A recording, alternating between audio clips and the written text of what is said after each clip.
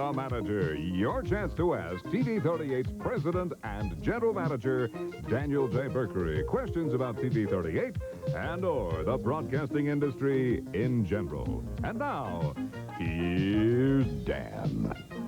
Hello, everybody, and welcome to Ask the Manager. Joining us today is our good friend and program manager, Meg Lavinia. Meg, how are you? I'm fine, Dan. Nice to see you. Nice to see you, too. Nice to see you.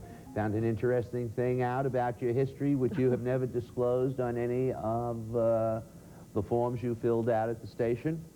Mm-hmm. You tell everybody pretty much that you're from Groton, Massachusetts, right? I know that really, though, you and your family hail from Fitchburg.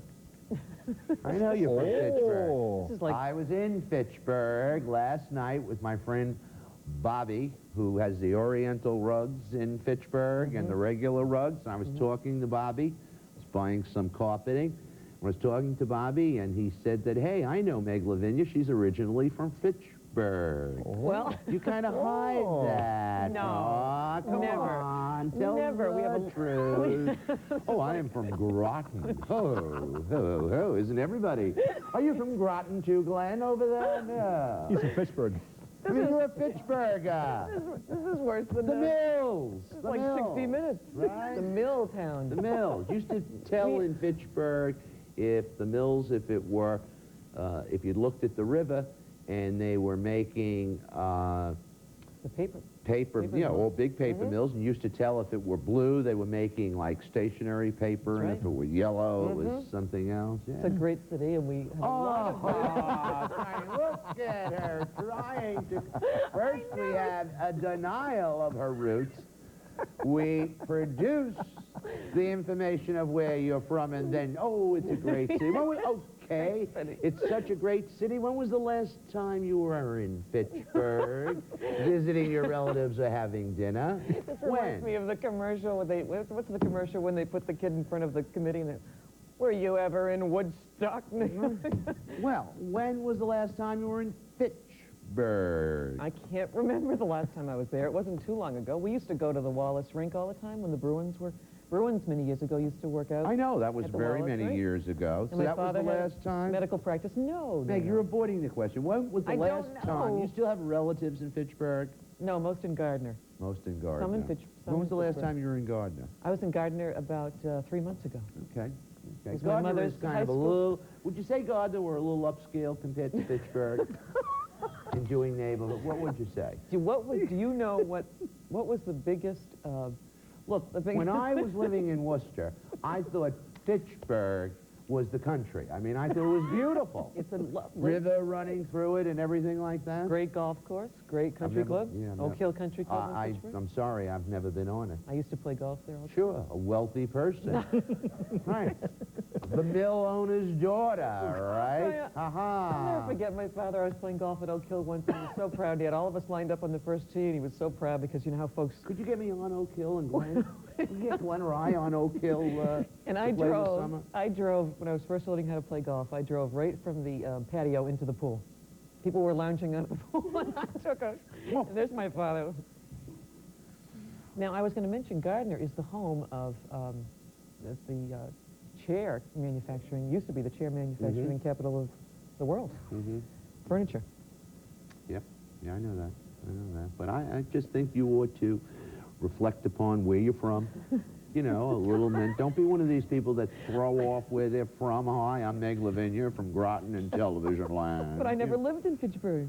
Your father did. My father was born in Worcester. Right. Practiced medicine in Fitchburg. Right. for Where's many, your many mother years. from? Gardner. Yeah. Do you have relatives in Fitchburg? Yeah. You used to spend a lot of time in Fitchburg. I used to, yes. Bobby knew your father. You used to go to him, the doctor. Yeah. I mean, don't deny your roots. There's nothing wrong with coming from simple, good American stock. Absolutely. Right. Okay. I just wanted the people at home to know that, you know, she's not the debutante she makes out to be. From Fitchburg. Okay. Oh, boy, I don't know where to go. Moving right along so that people don't get angry with us. I'm sure they won't be angry. Cliff is looking wonderful lately. He looks terrific. Thank Cliff you. does. Does look Where are great. you from, Cliff? Just kidding. Laconia, New Hampshire. Originally. Originally from New Originally. Hampshire. This is a letter that we started last week that we thought we should finish this week. Wonderful. From Kirk Lombardi in West Haven, Connecticut. Do you think you could leave Hogan's On at 10:30? Do you think you will leave it on at 10:30? Well, go ahead. I'm going to throw that to you, and I'll make a I'll make a comment to start. We're trying Golden Girls in there right now At 10. at 10 o'clock. Mm-hmm. We have Hogan's at 10:30. You know, the problem is it's running there primarily because it's the best thing we have at the moment, right? Mm-hmm. It's not doing as well in the ratings as we've hoped. It's slumped a little bit. You know, maybe it needs a rest. I don't know. I don't know. I mean, it's something that we will always own and have and run. Whether it continues in the 10:30 time period or not, I think, you know, only time will tell. It's such a popular show for, as you've talked about so often, there's a real vocal following for Hogan's Heroes, but it's not performing. No, rating-wise, I mean, you know, they must not have rating books or something, but because it just isn't doing well. How about this lineup? Maude at 9 p.m., Golden Girls at 9:30, and The Odd Couple at 10:30. Well... Oh, excuse me, Dan, this is a morning lineup. A morning lineup. Maude at 9, Golden Girls at 9:30, and The Odd Couple at 10:30. And then Well, Partridge wait, Family what's at at 11. 10 o'clock? We skipped over that. Right, it would, right, they're all half-hour shows, unless the lady was thinking of running an hour of Golden That could be Girls, it. you know, at the time. Not a bad lineup. What do you think?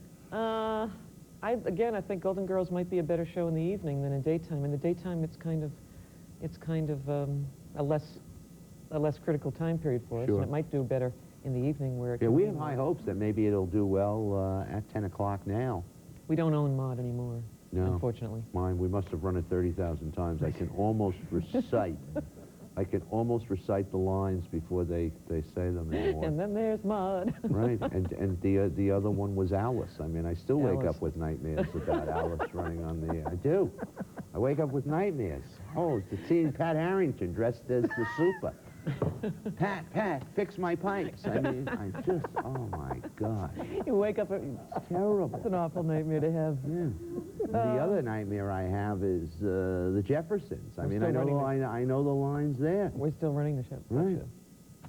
And will be for 34 more years, I think. No. Oh. Now we have something very special Yes. for all of our viewers. This is a letter from Gregory Simpson in Mechanic Falls, Maine. And he writes to Cliff, Dana, Meg, and Dan, thank you for your commitment and your loyalty to the best television show ever produced, MASH. I watched with fond remembrance Goodbye, Farewell, and Amen, and relived that moment from 10 years ago as if it were yesterday.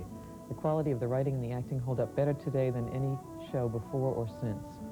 And I had heard you field questions from people who asked why you don't give the show a rest, and I'm here to tell you it's because people need their daily dose of MASH, like a diabetic needs insulin. No other show mirrors life like this show, and he was so impressed with our commitment that he enclosed a gift for the Movie Loft wall, and this plate pretty much shows my love for the show and my thanks to you. Meg, why don't you look at Bruce's camera? And this is obviously a license plate. Isn't that terrific? This is, I happened to have seen this letter before. They brought it to our attention, but the gentleman from Mechanicville sent us that, having just watched, we recently ran the last, you know, the 2.5 hours, the last MASH that was on network TV. No, we're not taking it off the air for the people at home, but this is how it is known, as the last one. And isn't it just incredible? Great. I mean, that he had... and that definitely goes up on the Movie Loft wall. And it will be appreciated, believe me. Yeah, it was very, Wonderful. very kind and very thoughtful of him. Very nice. Right. That was a great show, I might add. It was a great show. I might add, too, that we're taping this show on a Thursday, and, boy, the ratings for Kung Fu last night was sensational. Time Treks was okay. On Wednesday nights, when we don't have sports, we run Time Treks at 8, and at 9 o'clock, we run Kung Fu, and boy, ratings were wonderful. It's almost a 6. Yeah. 6 yeah, rating? 6 rating, which is just a wonderful rating for us in prime time. It's not a bad show. I mean, when you consider the alternatives on network television, this is a great alternative. We should mention, too, perhaps, that we'll keep repeating this block now, Dan, through the next couple of months. Time Treks and Kung Fu. the We'll 2-hour block. Repeat on Sunday nights from 6 to 8, generally speaking. Okay, so we're double running it, so Double to running speak, it. right? It's the same. If you miss Wednesdays, Right. 8 or 9. You can catch it on Sunday, 6 to 8. 6 to 8. Good, good, yeah. Okay. Next letter is from Laura Lynn Jewett in Acton, Massachusetts. That's out by where I live. Near Groton, I know, Acton. Acton, Concord, Lexington. Oh, I was in Pittsburgh, Worcester. Boy, are we going to get mail. Dear Stu and Meg, how are you? I still watch your show, Stu and Meg. I still watch your show, Stu and Meg. I still watch your show. I would like to know, can you show the movies The Absent-Minded Professor or The Shaggy Dog? We own both those movies. Yes, can we show them? We will. We're showing When? The Absent-Minded Professor in April. Good. I don't have the exact date, Good. though. And what about the other one? The Shaggy Dog we don't get for about a year and a half. Okay. That's from Disney. Okay. Yeah. And also Ferris Bueller's Day Off, which we don't own. And I don't know who owns that movie, Cliff. Do you know in the market? I want to say that's a Disney movie. I mean, or Touchstone, which is owned by Disney. Yeah. Was it just on the network? Bruce is Yes, saying it was just on the network. Right. Right. I would like to see those movies before I go into the hospital. Before she's going into the hospital. Excuse me. Well, Laura, we'll find out where you are and send you a list of the movies. That's before very you go in. nice of you. Want to put this over here Oh, then, thank you. so that we can live up to our promise of Yep. sending it out? This next letter is from David Friedman in Springfield, Mass., the home of basketball. Yes, the Hall of Fame is in Springfield, Mass. Right. Right. Dear Dan, UMass team, you know, is in the NCAA. historic place. Yes, indeed. Dear Dan, Stu, Cliff, and Meg, how about a Hogan's Heroes Marathon? Oh, spare me. Number 2. I mean, I'm not up for it. Are you up for it? No. Cliff, you No. up for it? Not Hogan's. Mary, you up for a Hogan's Marathon? Absolutely not. Glenn? Bruce? Tucker Anthony Marathon. Oh, a golfer over there. A golfer in the budding, yeah. Secondly, does TV 38... I think it's a good idea, but I don't think it's something that we would be doing right now. There would have to be some kind of a hook that we could kind of tie it to in order to do it, and we just haven't, we don't have it right Have a now. hook. Number 2, does TV 38 have any interest in Empty Nest? Yes, not only do we have any interest, we have a lot of interest because we purchased it, and we're able to run it this fall. Yes, Right? Fall Yes. of '93. fall of 93. Right. It's a Disney, Buena Vista syndicates it, which is owned by Walt Disney, yeah. Number 3, does a show you are running that is in syndication, like Cheers, does the fact that it is on the network help you? And can you feed off this in a positive way in terms of viewers and revenue? That's a very interesting, that's a great question, as a matter of fact. MASH is off the air. Is that what the person said, MASH? Right? Cheers. Cheers, Cheers. excuse me. I'm going to start with you. Let's look at it from 3 ways, okay? Let's look at it from a rating standpoint, from a promotion standpoint, and a revenue standpoint, okay? From a revenue standpoint, the most important thing is the number that it does every evening, Monday through Friday at 7, and again at 11 o'clock. Whether it is on the air, okay, or not, does it help? Okay. My sense is, just as far as selling the show, that it neither helps nor hurts, generally speaking. Go ahead. Now, you pick up the promotion standpoint and the network standpoint, then I want to come back and add something to it, if I may. From a promotion standpoint, it certainly helps generate awareness of the program, that it also is existing, that it's airing simultaneously on network. So if a person likes Cheers a lot, hopefully by our promoting it, when he watches it on network, he then may watch it at 7 o'clock at night if he or she has the time, or 11 p.m. at night, right? Right. Interestingly, too, with a show like Cheers, which is soon going off the network, Right. this May, Cheers will have its final episode, May 20th. And so on the network, it will cease to run. But I think that awareness that will be created and generated by that final episode on the network will help us as well, because their level of interest will be heightened. Okay, Possibly. I Can't- agree. I agree. hard Now, to- let me ask you something. Do you think the rating impacts plus or minus by being on the network? We spoke about the promotion of it is good, and when you promote it, that theoretically helps the rating. You mean the R rating of it? Is that helped No, over? does the network, does it running on the network, would you rather have it run on the network, or would you rather have it just run on us? I would rather have it run on the network as well. You would? Okay. I don't know what the answer is. I think I'm neutral. I am neutral on it. I would say that running on the network probably could be good because it only runs once a week and it serves as a promotion. Right. And our MASH at 7 o'clock is doing very, very well, rating-wise. Yep. 11 o'clock, I think quite honestly we're disappointed in the rating at 11 o'clock when we compare it to MASH because Cheers is a well-written show, ensemble cast. I mean, all the writing is magnificent. All of the things that go into making it, it's an evergreen of a sitcom. I think it's going to rank up there with the top 3 or 4 ever produced. But it is not doing well on our station at 11 o'clock. I thought that it would really do well. Now, people speculate that maybe it isn't doing well because of our 10 and 10:30 shows, okay? Hogan's and right now, Golden Girls, okay? I don't know. At 11 o'clock, a lot of sets go a different way. I just don't know the answer to that. It may do better down the road when all the alternatives late at night are going to be talk programs. It might, but again, I'm trying to address that person's question. So I think from a promotion standpoint, it is a plus. For example, this May, it is going to be the final episode of Cheers, and they're going to do a big thing up here in Boston. The whole Cheers cast and everybody, they're coming up here, they think. They're going to have a party. There's going to be huge promotions.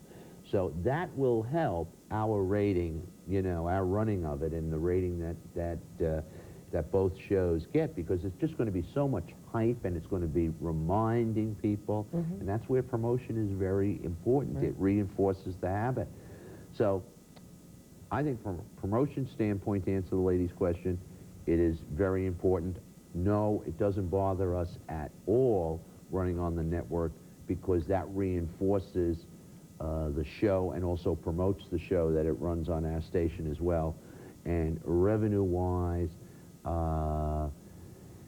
it doesn't impact negatively at all by it being on the network. That was a great question. Very good question. Yeah. There are several more, Who too. is this person? This person is David Friedman from Springfield, home of basketball. Gee, great question, Mr. Friedman. He has excellent questions here. The next one is, when you purchase a show, is the length of the contract based on the year when the contract expires? Or is it based on the number of runs, or both? And are you allotted just so many runs per year of a show? He's basically asking all the details of Okay, well, contracting. what's the first question? When you purchase a show, is the length of the contract based on the year of expiration? Is it based on the length of the deal, is it based on a number of years or runs? I think he's asking which way does it go? When you purchase a show, the terms and conditions of the show are as follows. There's a total number of years, and that can vary between 4, 5, 6, and 7, depending upon the deal that is cut, as well as depending upon the number of episodes, okay? Like Cheers and MASH MASH has over 200 episodes, 257, I think. And Cheers is in the 200 and some odd category as well. So because we have so many episodes, that takes you out at least 6 years to begin with, okay? Now, if a show has only 100 episodes, they may give you just 4 years to run it. The years begin the day that we start the show, not when it ends, not when it ends on the network. Sometimes we start it simultaneously, like Cheers. We're running Cheers simultaneously. There are some shows that the show goes off the air and then we pick it up. So years is a variable. The amount of runs can vary too. And when we talk runs, what we talk is each episode. How many runs of each episode do you get? and that can vary from 5 runs up to 10 runs per episode.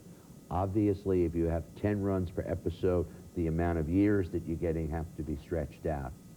And so both of those things come into play. What was the other question?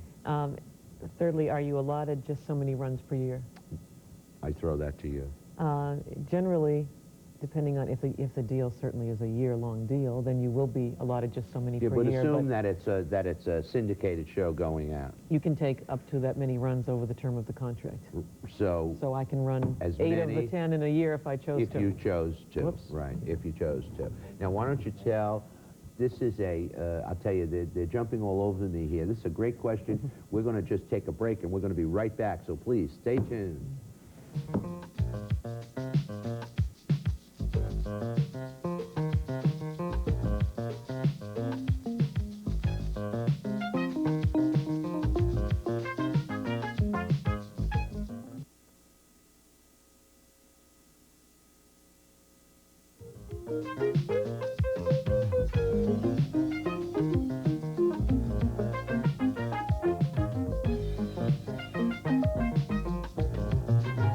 We're back. Okay, and we have Mr. Friedman from Springfield, Mass., who has asked some from our perspective, insightful questions. He has wonderful questions. David Friedman. The next one is, could you have Jim Coppersmith on the air again on Ask the Manager? I thought it was like sitting in on a general manager's meeting for the Boston TV market.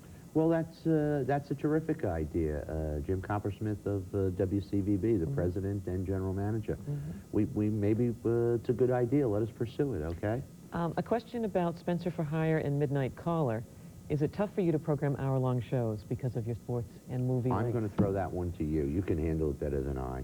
It is really difficult with our sports commitments and with our movie commitments to program an hour from 10 to 11 because it makes it difficult for consistency to be able to air an hour show Monday through Friday. The worst thing I think you can do is have shows coming and going and all over your schedule so that folks don't know that there's a reliable time period for them to watch, and that seems to aggravate people, and I can understand why. Television should try to be consistent, and Sure. So we have a hard time with our programming for that reason. Right, right. Next- Good answer. Next question. I've noticed some shows like Mary Tyler Moore on Boston stations and also on Nick at Night. How does this work, and is it dual licensing? It is dual licensing. It's something that I think you're going to see now, but it's something in the future that I don't think you will see, because both television stations and cable stations are paranoid over this. They want exclusivity, okay? They want to only own the show and be able to show it. I think in some instances, you know, a station needs exclusivity. We need it for certain shows, MASH and things like that. But I think for the shows that are out of their prime, if you will, that have been on, I don't think it makes too much difference whether Mary Tyler Moore appears not only here in the Boston market, but also on Nick. I just don't think it's, you know, if people like that, they ought to be able to see it. And more importantly, from my perspective, okay, and our perspective, running a television station, we're not talking about millions and millions of dollars involved in the purchase of the show. Okay. Is Channel 68 off the air, and didn't they file bankruptcy? If so, could you buy some of their programs? You know, I don't know if Channel 68 is in bankruptcy or not. They are still on the air, to the best of my knowledge. Could we buy some of their programs? I suspect that we could if we so chose. Yeah. One last question. Does HBO or other premium channels fall under the same guidelines with film distributors as broadcast stations do when they buy the rights to films or movies? No. Let me tell you a little bit about HBO. When HBO contracts with a studio, okay, generally they buy the rights to a movie and are able to, they pay a handsome fee. I'm sure they would tell you they pay a handsome fee, and they are allowed a window, generally whether it's 30 or 60 days, it's negotiable.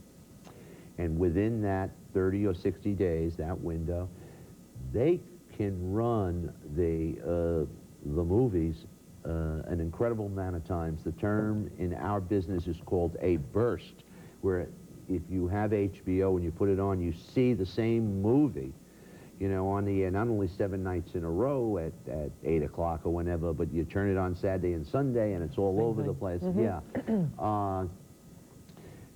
My feeling is that the studios make a mistake by doing that, because I think that beats up a film. Now, I'm sure that the studios will tell you, and the HBOs will tell you, well, we pay so much money for this that we have to run it all that. And my feeling is the studio ought to limit it a little bit, okay? And if they were to limit it a little bit, as opposed to running it 40 or 50 times or 30 times, that the legs to the movie would last. And I think they hurt themselves on selling it later on to some degree, and just the movie somewhat just gets beaten up. Interesting. Look, we're going to have to go.